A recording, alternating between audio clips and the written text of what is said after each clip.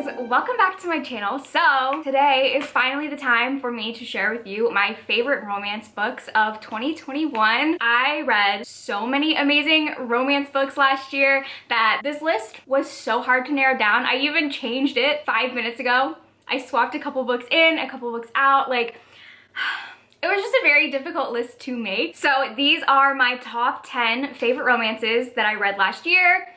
Technically, there's more than 10. I cheated a little bit and combined some books, but these were all ones that I am absolutely obsessed with. And half of the books on this list are from new to me authors who I read from the first time last year. So we're just gonna get into it. I don't really have like a definitive ranking here. I do have 3 that stand above the rest, but these are all just favorites. They're all amazing. So we're gonna start with the first one. That's actually 2 books and I'm cheating a little, but that is The Doctor and the Pool Boy by Nikki Sloan. These are the first 2 books in this Nashville neighborhood series. I read my first Nikki Sloan book right at the end of 2020, and so this year I read these 2 books from her and fell in love with them. And the reason why I have both of them on here is because I just couldn't choose between them. They're both so great. So they're both age gap romances. The Doctor is about a woman who at the start of the book breaks up with her boyfriend and then finds herself attracted to his father. You guys know, I don't have to say this, I love the ex-boyfriend's dad trope so much, and I loved that trope in this book. And then The Pool Boy, another age gap, except it is an older heroine and a younger man.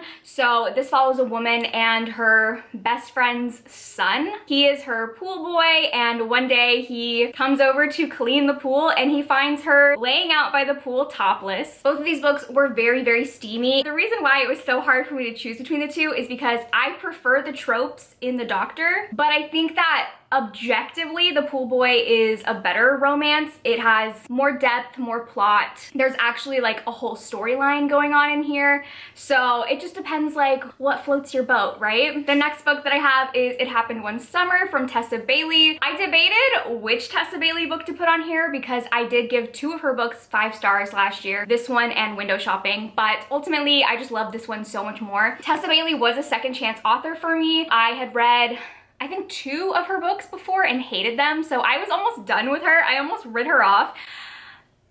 And then this book changed it for me. I loved this book. Specifically, the love interest in here is a top tier love interest. So the main character in here is kind of like an heiress. She's very spoiled, very bratty, and after getting arrested after a wild party, her father sends her to this tiny, tiny coastal town in Maine to run a bar to prove that she can be responsible. So she goes to this tiny town in Maine and is completely a fish out of water, doesn't fit in there, and while she's there, she meets this fisherman and they have a romance together, and I love him so much. He has a spoiling kink. Like, he gets off on spending money on her and like taking her on a shopping spree. That's his foreplay.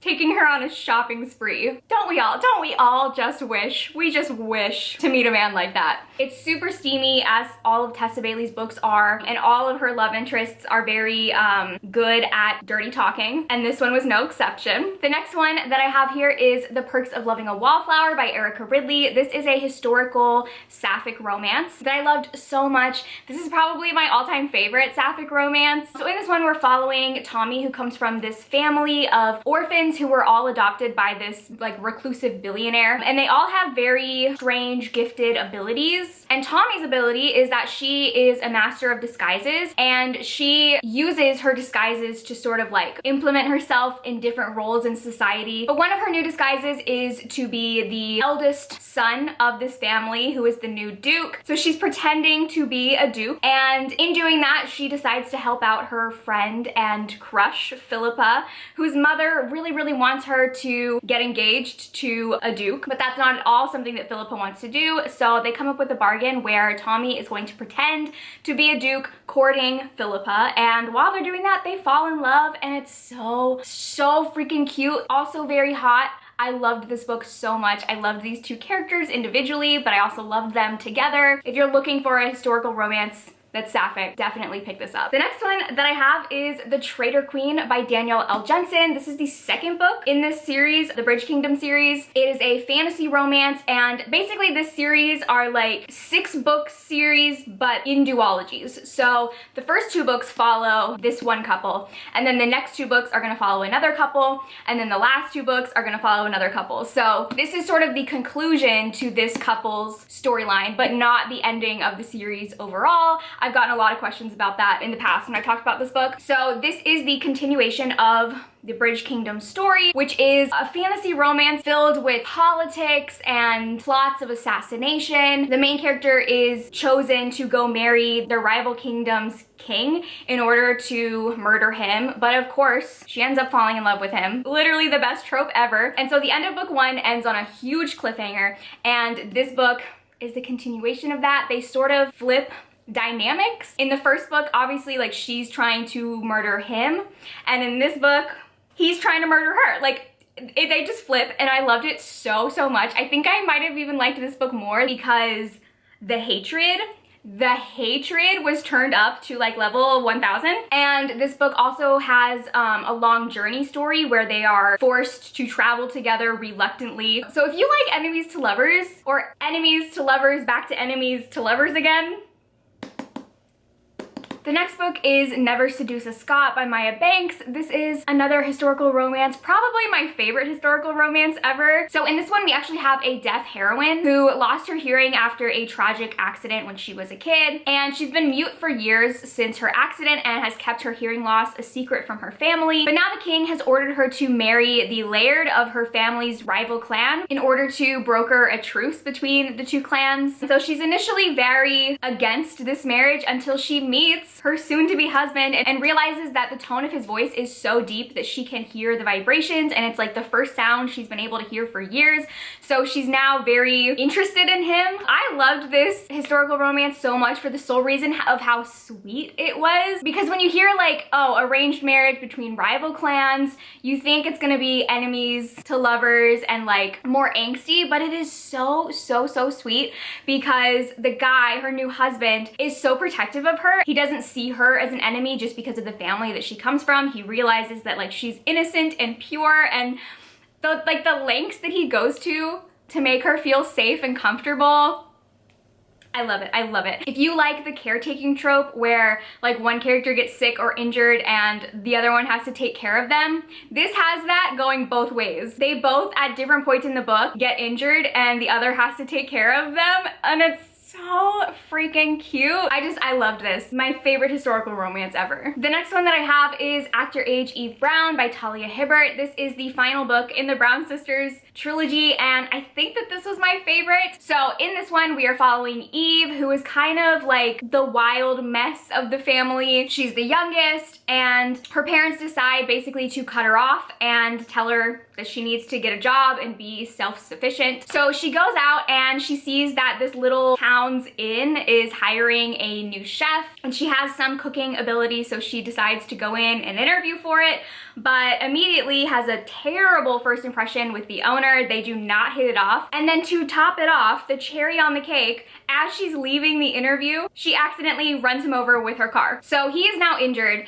and in order to make up for hitting him with her car, she decides to help him take care of the inn while he is recovering. I love this romance so much. I really love romances between characters who are very opposite, especially when one of them is very like wild and eccentric and the other one is like very type A, in control, buttoned up. It's also grumpy and sunshine. Like, ugh, this book was so great. I also just really think that I love romances that take place in like an inn or a bed and breakfast, or where one of the characters is cooking. Like, I don't know, I just feel like the cozy cottage type of vibes with romances like that, and this was so good. The next book is Wolf Gone Wild by Juliet Cross. This is a romance between a witch and a werewolf. The werewolf in this book, Mateo, has had a curse placed upon him where he is not able to transform into a werewolf, and so because of that, his werewolf side has been kind of caged up inside of his head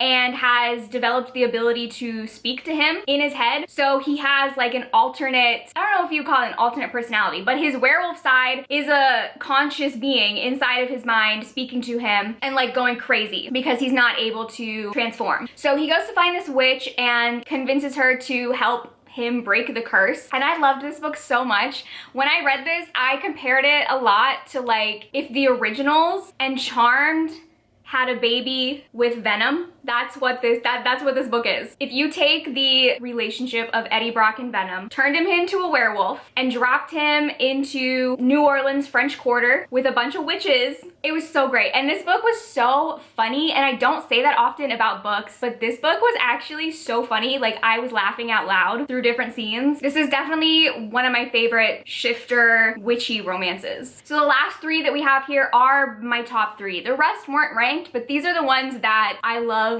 more than anything. So the first one we have here is the Mindfuck series by S.T. Abbey. This is a series of 5 novellas following a female serial killer who starts dating the FBI agent who is hunting her down. This is so great. This is not only one of my favorite romances that I read, but it is my favorite thriller ever. The serial killer main character that we're following, when she was a teenager, she and her brother were brutally attacked by some guys in her town and they got away with it. So ever since then, she has been plotting her revenge to kill all of them. This book is extremely dark. Definitely check trigger warnings for this. There are certain scenes that like, even I struggled really hard to read it. I've never in my life rooted for a character more than I rooted for her. This series is so intense. Every single book ends on such a cliffhanger that you like literally just want to binge the entire thing. I read the first 3 books in one night, and then I read the last 2 in another night, and I was on the edge of my seat the entire time. It is so intense and definitely gave me some nightmares. Oh my god, but it's so good. The next one is Sea of Ruin by Pam Godwin. I have an entire reading vlog devoted just to this book. This is a dark historical pirate romance. Basically, this follows this woman named Bennett, who is a pirate captain who was on the run from her pirate ex-husband after he betrayed her, and running from him drives her straight into the arms of Lord Ashley, who is a pirate hunter and has captured Bennett to bring her for execution. This book was so intense. Like, every time I thought that it couldn't get worse, it got worse. I loved the direction that this romance went into. This is the closest thing I've read to giving me like Black Sails vibes. And this is definitely like one of my, not just one of my favorite romances of last year, but one of my all-time favorite romances. So then the last book shouldn't come as a surprise because I have been obsessed with this book since I read it, and that is Her Soul to Take by Harley Laroux. This is a like supernatural paranormal romance about a demon. So our main character is actually a ghost hunter. She has a YouTube channel where she tries to hunt for ghosts, and she moves back to her hometown that is like a hotspot for all sorts of occult things. And while she's there, she meets this guy who turns out to be a demon who is obsessed with her and wants to steal her soul and drag her to hell with him. She also finds herself on the radar of this cult in town who worship a dead god that they're trying to resurrect. There's sacrificial rituals, very creepy, demonic creatures. This book was so steamy, but had a lot of plot, and the horror elements were great. I loved the romance in here between these two characters. I love them so much. I love them so much. So those were my favorite romance books of 2021. Definitely tell me in the comments what your favorite romance that you read last year was. Thank you guys for watching, and I will see you in my next video. Bye!